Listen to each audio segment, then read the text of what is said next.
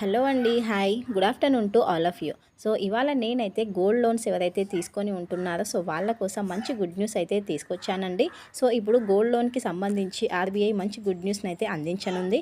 ఇంతకీ ఆ good news ఏంటి అనేది ఈ వీడియోలో షేర్ చేస్తాను. సో, ఎక్కడ కూడా స్కిప్ చేయకుండా చూడండి. సో దట్ మీకైతే క్లారిటీగా అర్థమవుతుంది. అండ్ బిఫోర్ దట్ నా వీడియోని ఫస్ట్ టైం చూస్తున్న వాళ్ళు ఉంటే ప్లీజ్ అండి లైక్ చేసి సబ్స్క్రైబ్ అయితే చేసుకోండి. సో దట్ ఎలాంటి అప్డేట్స్ ఉన్నా మీకైతే నోటిఫికేషన్ వస్తూ ఉంటుంది. ఇంకా లేట్ చేయకుండా టాపిక్లోకి అయితే వెళ్ళిపోదాం.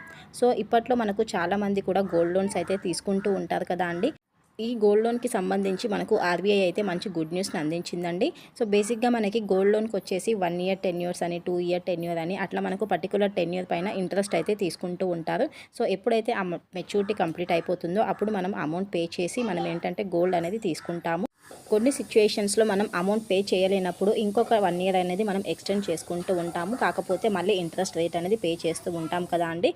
కొంతమంది ఏంటంటే డబ్బులు ఉన్నప్పుడు ప్రీవియస్‌గా కూడా మనము అమౌంట్ అనేది చెల్లించి గోల్డ్ లోన్ అయితే క్లియర్ చేసుకుంటూ ఉంటారు.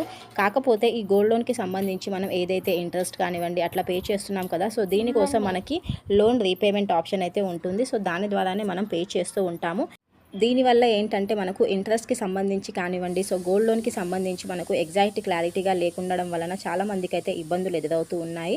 సో ఒక్కొక్కసారి ఏంటంటే మనకు కొంచెం డిఫరెన్సెస్ రావడం కానీ అట్లా ఇష్యూస్ అయితే వస్తున్నాయి కాబట్టి ఇలాంటి ఇష్యూస్ ఉండకుండా ఉండడం కోసం మనకిప్పుడు ఆర్‌బీఐ మంచి అప్డేట్ అయితే ఇవ్వడం జరిగిందండి.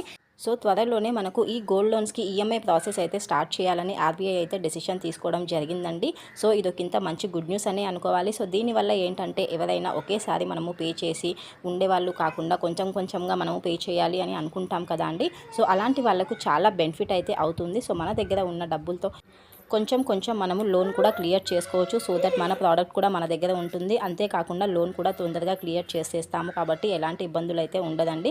So this is a information. మొత్తానికైతే ఆర్‌బీఐ మంచి డెసిషన్ అయితే తీసుకోనుంది.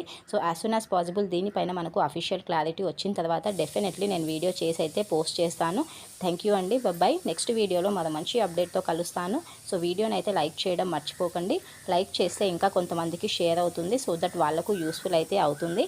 Hope you understand. నెక్స్ట్ వీడియోలో మరో మంచి అప్డేట్తో కలుస్తాను. Please do like and subscribe to my channel అండి. Thank you once again. So మరిన్ని మంచి అప్డేట్స్ కోసం అయితే నా ఛానల్ని లైక్ చేసి సబ్స్క్రైబ్ అయితే చేసుకోండి. బాయ్.